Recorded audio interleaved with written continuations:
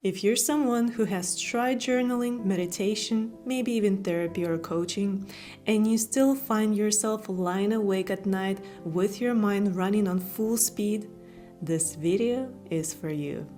Because the problem is not that you're doing something wrong, the problem is that most of the tools we use to quiet the mind work at the level of the mind. And the mind is not where the noise is coming from. Today, I want to show you what is actually happening when you cannot stop overthinking. Not as a diagnosis or something to fix, but as something to understand. Because once you understand it, everything begins to look different.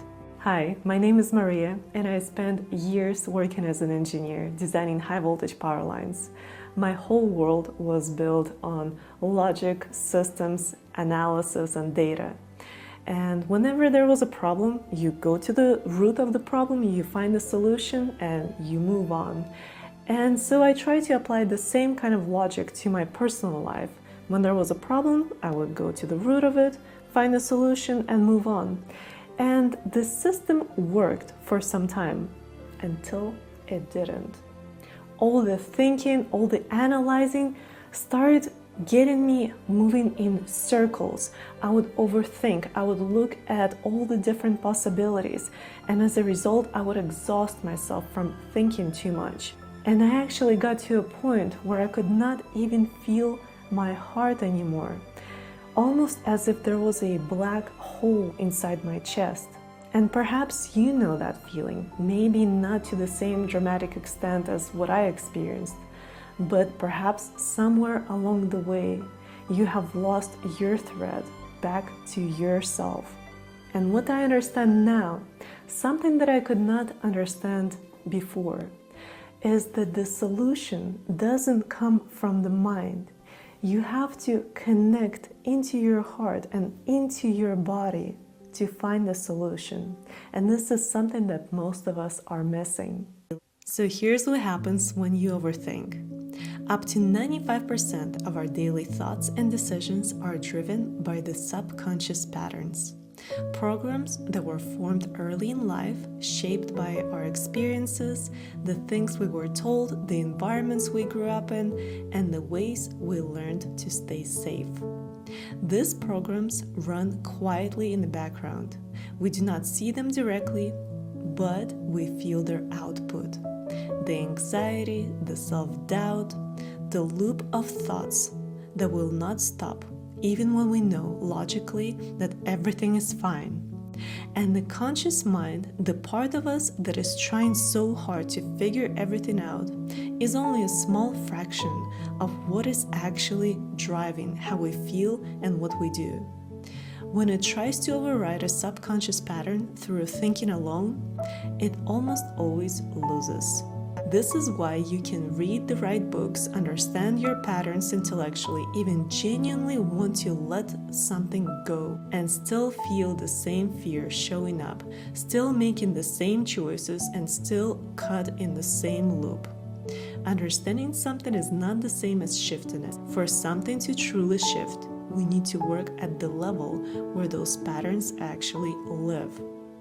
And that level is in the body, in the nervous system, and in the heart. The HeartMath Institute had spent decades researching something that I find endlessly fascinating. The heart carries the same kind of neurons we find in the brain. Our heart has memory. Our heart has intelligence, and it is constantly communicating with the brain. In fact, the heart sends more signals to the brain than the brain sends to the heart. So when you're caught in overthinking, in mental noise and stress, that communication between the heart and the brain becomes fragmented. The brain receives chaotic signals and responds with more alarm, more analysis, more looping. You feel it as tension, as that restless, exhausting inability to just stop. But when you slow down, when you bring your attention to your heart, when you breathe a little more gently and a little more rhythmically, something significant begins to shift. The communication between the heart and the brain becomes coherent. And from that place, the brain moves from reactivity into receptivity. The noise softens, and something underneath it, your own quiet knowing, begins to come through. And that is not a metaphor. This is physiology. So how do we actually get there? This is where I want to show you something. There is a structured drawing method called NeuroGraphica. It is rooted in psychology and neuroscience, and it works directly with the nervous system and the subconscious mind through the simple act of drawing.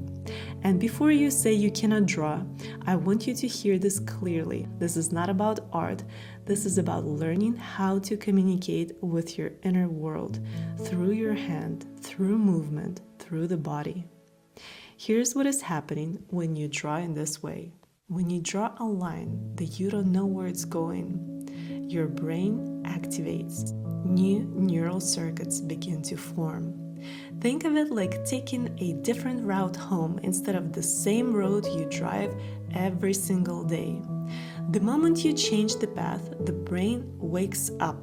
The automatic pattern is gently interrupted, and the space where something new can form begins to open. And when two lines cross on a page, the subconscious mind registers that as conflict, because sharp angles in our most primitive wiring are associated with danger, with threat.